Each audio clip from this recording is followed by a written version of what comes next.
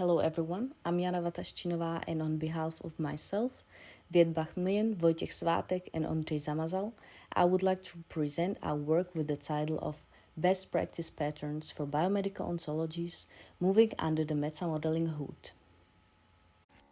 I would like to start with our motivation.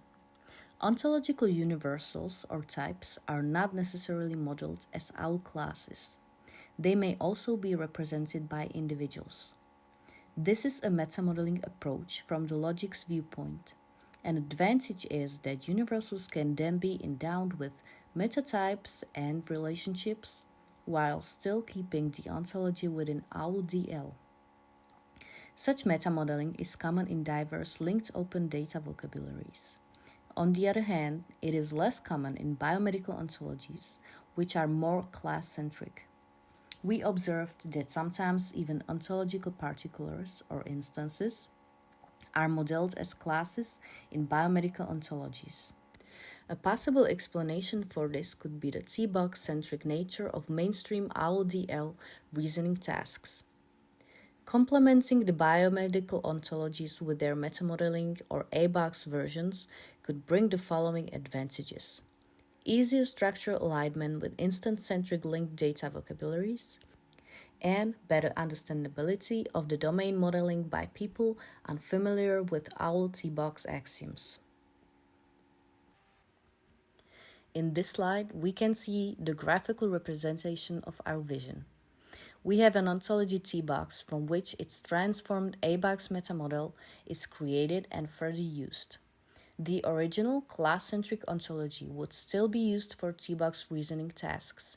However, its A-box proxy could interface with both automatic tools such as A-box entity matchers and users unfamiliar with the semantics of description logic axioms. There are many biomedical ontologies available, which differ both in the real-world semantics of their entities and in the structural patterns used. A condensed summary of biomedical ontology structural patterns could be the published ontology design patterns. For example, the Manchester ontology design patterns are tailored for and exemplified in the biomedical domain. Our approach is as follows. The first step is to create an appropriate instance-level version of the patterns and of their examples. The next step is then to explore the nature of the transformation from the class-centric to the instance-centric modeling style. We can show an example using the entity feature value pattern, which is a class-centric pattern.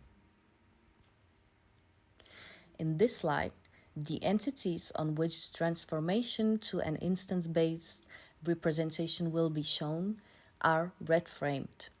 There is an entity N, as instance of the entity category class. It has a specific feature X, as instance of the feature class.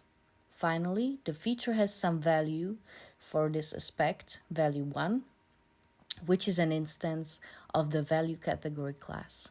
This fragment of the pattern alone employs 6 T-box axioms, 3 subclasses of axioms, 1 exact cardinality axiom, and 1 domain and 1 range axioms. The instance-centric version of the pattern, in turn, contains only 5 A-box axioms, 3 instantiations, and 2 property assertions. Of course, at the cost of sacrificing T-box reasoning. So far, our study was only carried out in full for a family of 3 patterns, namely entity quality, entity property quality, and entity feature value patterns. Similar analysis for the other patterns from the pattern portal is currently in progress. If classes are unlikely to be populated by instances, then their meta-modeling by instances, for example conversion to code lists, might not incur information loss, provided we can adequately emulate the required reasoning operations at the A-box level. Our plan for future work involves verifying how the T-box axioms of the original patterns can be emulated in the A box by their Sparkle update queries for reasoning or Shackle constraints for data validation. Then undertaking a qualitative study of the likelihood of specific biomedical ontology classes to be populated by instances, and estimating which of the ontologies might deserve to be converted to ABAX code lists and which not. So with this, I would like to thank you for your attention, and we will be glad to hear your feedback in form of questions or suggestions.